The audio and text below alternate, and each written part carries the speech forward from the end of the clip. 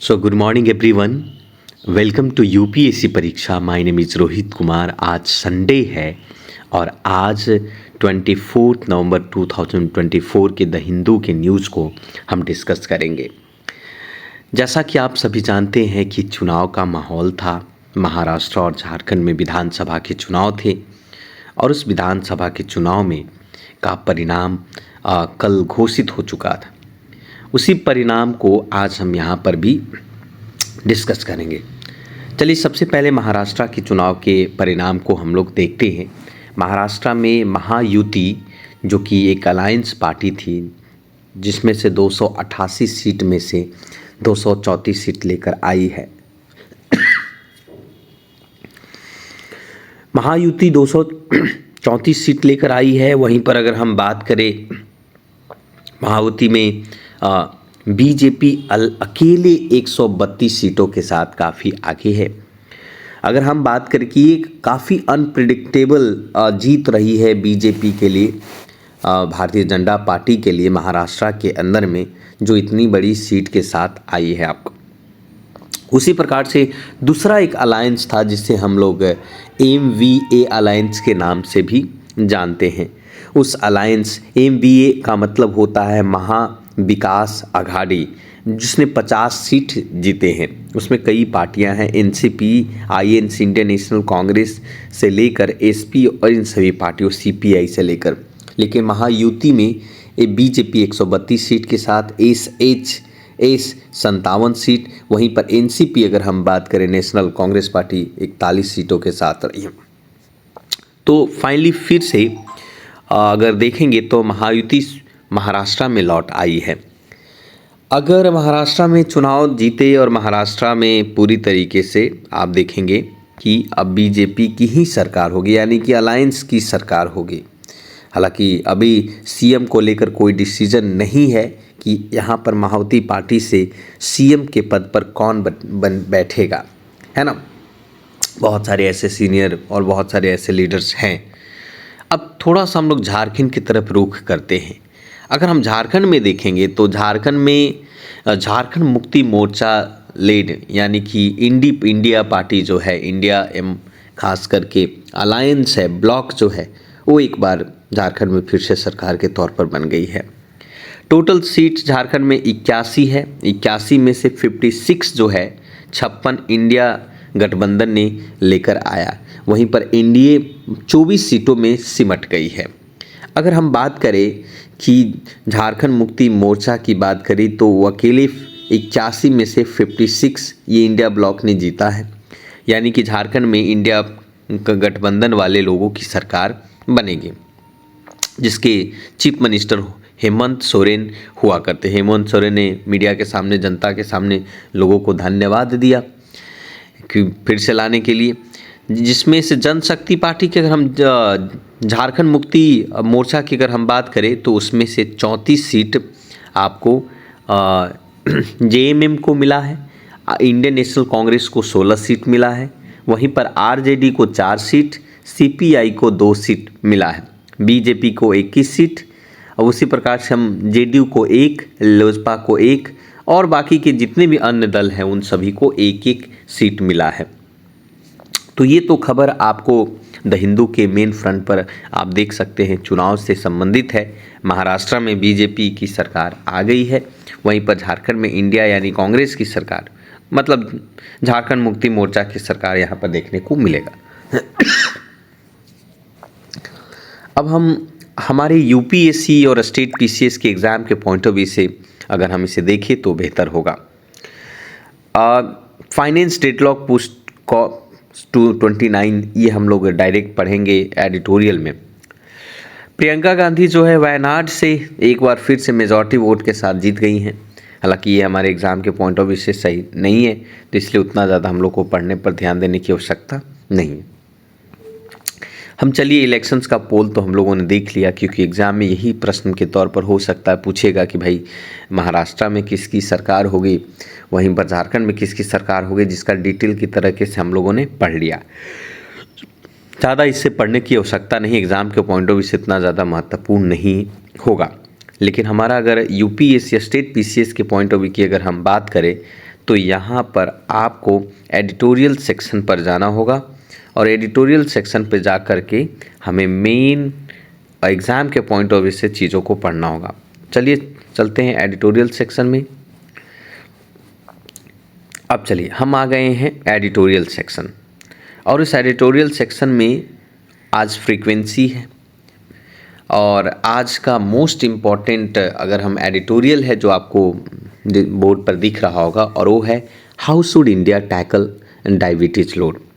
ये आपके एग्ज़ाम में क्वेश्चन बन सकता है कि भाई how should India tackle diabetes load and what is the controversy over the numbers and what is the difference in testing methodology, what are the issues raised in Lancet study on controlling diabetes, why are doctors concerned about the number of diabetes in India and what steps need to be taken। ये all these things हमें यहाँ पर है। तो चलिए हम इसको ध्यान से समझने की कोशिश करेंगे कि क्या कारण है भारत में इतने ज़्यादा डायबिटीज़ होने का। 14 नवंबर को इंटरनेशनल डायबिटीज़ डे मनाया गया और उस इंटरनेशनल डायबिटीज़ डे पर एक पेपर पब्लिश की गई और पब्लिश करने वाली जो संस्थान जिसको हम लोग Lancet based on global study के नाम से जाना जाता है। 800 मिलियंस एडल्ट लिविंग विद ऐसा कहा जा रहा है इस पेपर में कि मोर देन 800 मिलियन जो एडल्ट हैं वो डायबिटीज़ के साथ जीवन जी रहे हैं, यानी उनको पता नहीं है, ट्रीटमेंट नहीं है, लेकिन जी रहे हैं। स्टडी के अनुसार कहा गया कि टोटल नंबर ऑफ एडल्ट जो है आइदर उनके पास डायबिटीज फर्स्ट है या डायबिटीज सेकेंड है वर्ल्ड हैज़ में, और वो 800 मिलियन के आसपास ऐसे हैं। 1990 में जो डायबिटीज़ का केसेस था उससे 4 गुना जो है अभी एट प्रेजेंट में केसेस देखा जा रहा है।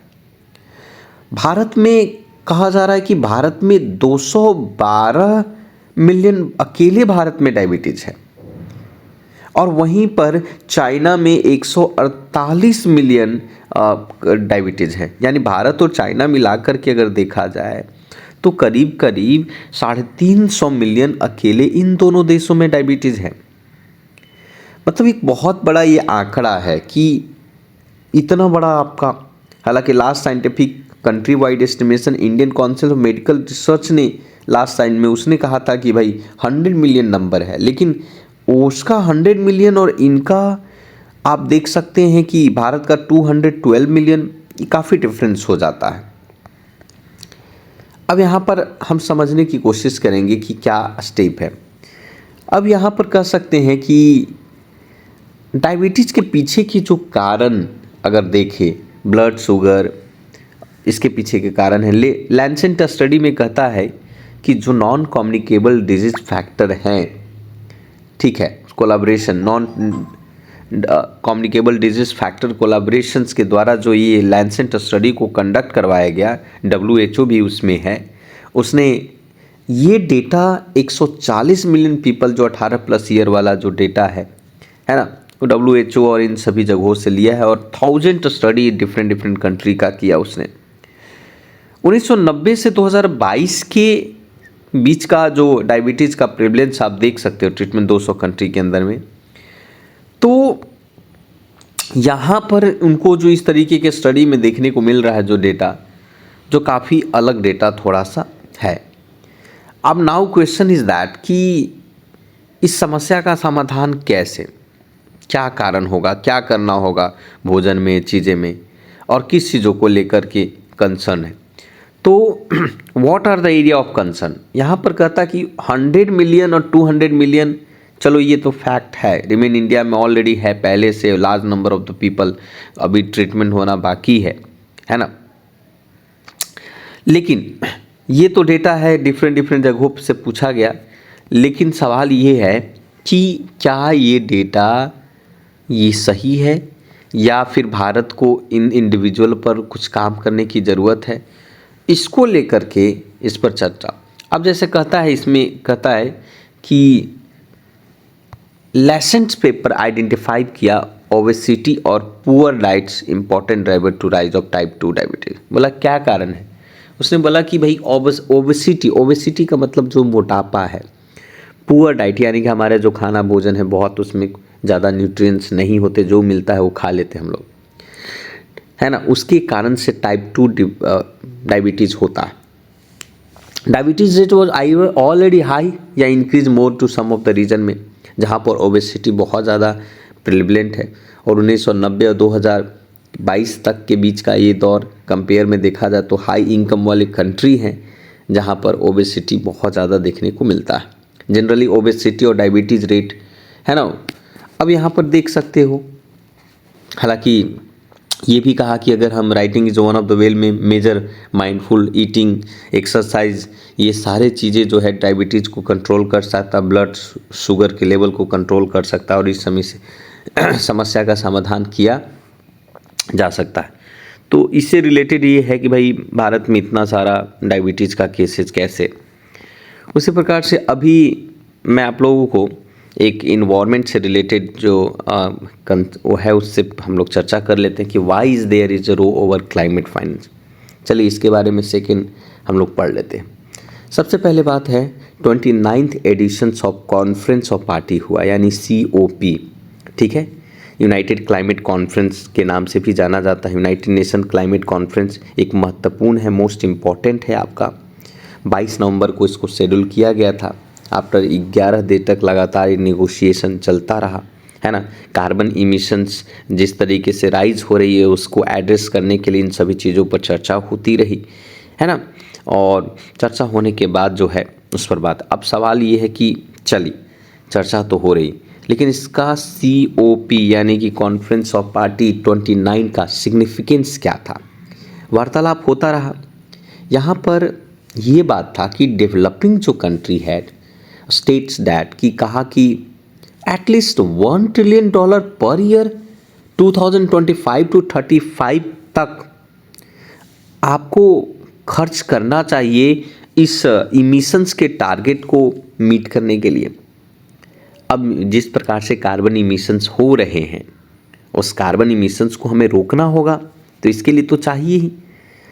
तो यहाँ पर जो देखा गया कि new collective quantified goal climate finance पर, जो कि एक तरीके से पूछेगा कि what is a new collective quantified goal, क्या होता है on the climate finance, which refer that to money that will be given to developing country by developed country to help former meet their goals on transitions away from the continue to fossils fuel and curb green house gas emission.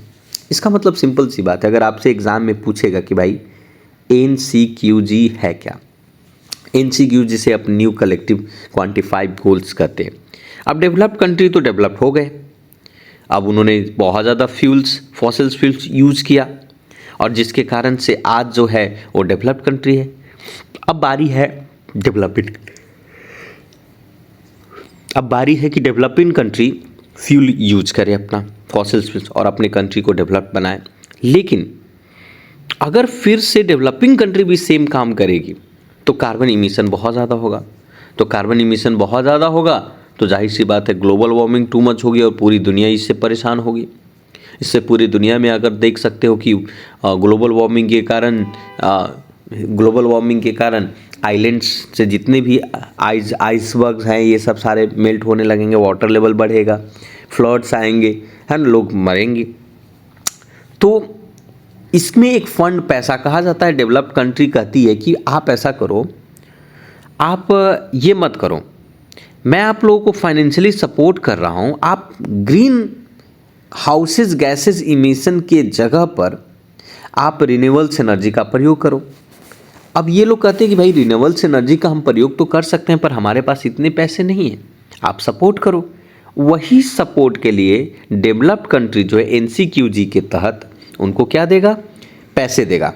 अब developing country have been to repeatedly saying, बार बार ये कह रहा है कि भैया ये फिगर ट्रिलियंस ऑफ डॉलर कम से कम चाहिए ताकि जो है 2000 से लेकर 35 तक ये चीज़ चल सके। And of develop country mobilise हो रहा है। डेवलप कंट्री 2021-22 में 115 बिलियन ट्रांसफ़र किया था। एक कंट्रोवर्शियल क्लोज था इस चीज़ों के लिए, बहुत सारे देश ट्रांसफ़र करने से मना भी कर दिया था, अमेरिका जैसे देश भी, है कि नहीं, यूनिवर्सल एग्रीमेंट में। बट पर पेरिस एग्रीमेंट के through a new target higher than $100 billion must be agree upon. 2025 तक बात हुई थी कि $100 बिलियन उनको दिया जाएगा डेवलपिंग कंट्री को। और अजरबैजान में बाकू एक जगह है, वहाँ पर ये बातें चल रही है कि इन सभी देशों से रिलेटेड आपका डेवलप्ड और डेवलपिंग कंट्री के बीच में लगातार बातें चल रही है कि भाई NCQB इस पर का कितना होना चाहिए। अब डेवलपिंग कंट्री क्या चाहता है, what do developing country wants. जैसे फॉर एग्जांपल डेवलपिंग कंट्री की अगर हम बात करें, ब्लॉक ऑफ कंट्रीज, जैसे ब्लॉक ऑफ कंट्रीज चाइना हुआ, इंडिया हुआ, ग्रुप ऑफ 77 कंट्रीज हैं, group of 77 country India China, ये they also other two coalitions of such as a like minded developing country. Like minded develop LMDC जिसको बोलते हैं like minded developing country, और least developing country LDC, और small island developing country ASIDS, ये सभी country हैं जो एक तरीके के डेवलपिंग कंट्री। और ये सभी डेवलपिंग कंट्री एक मल्टीपल ग्रुपिंग्स में हैं बटे हुए, वन और मल्टीपल ग्रुपिंग्स में बटे हुए, जबकि दे हैव डिफरेंसेस, बहुत सारे डिफरेंसेस हैं।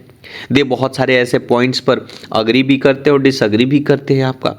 सो it develop country that should pay to bulk of climate finance. तो ऐसी स्थिति में इन सभी देशों को बहुत सारा पैसा वो फाइनेंस करने की ज़रूरत पड़ेगा खास करके, है ना, ताकि नेशनल डिटर्मिनेंट्स, ये ताकि नेशनली डिटरमाइंड कॉन्ट्रीब्यूशंस हो सके, मीट कर सके। लेकिन बार बार अभी भी इस क्लाइमेट चेंज के थ्रेट बना हुआ है और क्लाइमेट डैमेजेस हो रहे हैं पहले से ही। तो हमारा जो नेशनली डिटरमाइंड कॉन्ट्रीब्यूशंस का एक टारगेट होता है, एक वॉलेंट्री प्लान होता है कि सभी कंट्री ये क्या करेगा कि कार्बन इमिशन को रिड्यूस करेगा, एक certain quantity of carbon emission को रिड्यूस करेगा 2030 तक। और NCQG जो डेवलपिंग कंट्री जो है वो रिफ्लेक्ट करता है कंट्रीब्यूशन कि भाई डेवलप्ड कंट्री इसमें अपनी फाइनेंशियली रूप से डेवलपिंग कंट्री को मदद करेगा, ताकि वो कार्बन की कॉन्सेंट्रेशन को एटमॉस्फेयर में होने से बचाए पर कैपिटा के बेसिस के आधार पर, है ना। ये सारी कंट्रीज को जो चाहिए खास करके कमिटमेंट, उस कमिटमेंट को पूरा करे।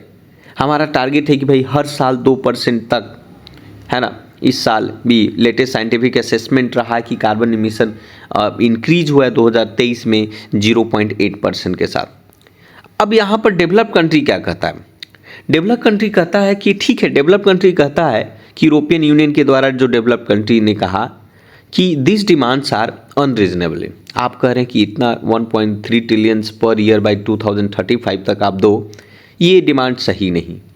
दे all actors read countries should be collectively work to hike of climate finance 1.3 trillion के आसपास पर ईयर 2035 तक, ये सही नहीं है ना। इस बात पर वो अग्री नहीं हो पा रहे। उन्होंने कहा कि 250 से लेकर 300 बिलियन हम लोग उस 2035 तक पर ईयर तक देंगे। ये बातें लगातार होती जा रही, उसमें से बहुत सारे public private bilateral multilateral alternative sources भी इसके अंदर में आता है, ठीक है। अब यहाँ पर have you concentrate agreements been made की बात है। कुछ दिन वीक पहले कॉन्फ्रेंस में आपका चाइना है जो पिटिशंस किया था प्रेसिडेंसी ऑफ COP29 में, climate change related unilateral restrictions को लेकर, ट्रेड मेजर्स को लेकर कॉन्फ्रेंस पर अनयूजुअल रिक्वेस्ट रेट के बेसिस के आधार पर वर्ल्ड ट्रेड ऑर्गेनाइजेशन जैसे चाइना ने प्रपोज किया था, this is a part of grouping basis, जैसे ब्राज़ील, साउथ अफ्रीका, इंडिया और चाइना, इन्होंने भी प्रपोज किया था इसके मुद्दों को लेकर। उसी प्रकार से और भी पिटीशंस आए थे आपका यूरोपियन यूनियन का कार्बन बॉर्डर एडजस्टमेंट मैकेनिज्म को लेकर के। उसी प्रकार से वहाँ पर टैक्स इम्पोज करने की बात कही गई। तो ये जो पूरा मुद्दा है डेवलपिंग कंट्री और डेवलप कंट्री के बीच के, ये मुद्दा लगातार चलते रहेंगे और देखा जाए कि फाइनल क्या सच में 1 ट्रिलियन या जो है क्या वो दे पाता है या नहीं दे पाता है, इस पर भी हमें वेट करना पड़ेगा। लेकिन फिर भी हम सबको इन्वायरमेंट को लेकर सजग रहना चाहिए। और ग्लोबल वार्मिंग जिस प्रकार से हो रही है, जिस प्रकार से आप विंटर देख रहे हैं और समर देख रहे हैं, ये सच में सोचने वाली बातें हैं और समझने वाली बातें हैं। तो ये इससे रिलेटेड था आपका मोस्ट इम्पॉर्टेंट, ये यही आज के न्यूज़ में था। बाकी हम लोग देखते हैं और भी।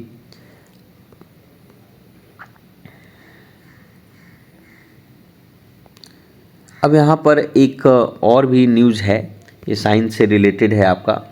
साइंस में तो बहुत सारी इस तरीके की न्यूज़ देखने को मिलेगा फ्रीक्वेंसी में।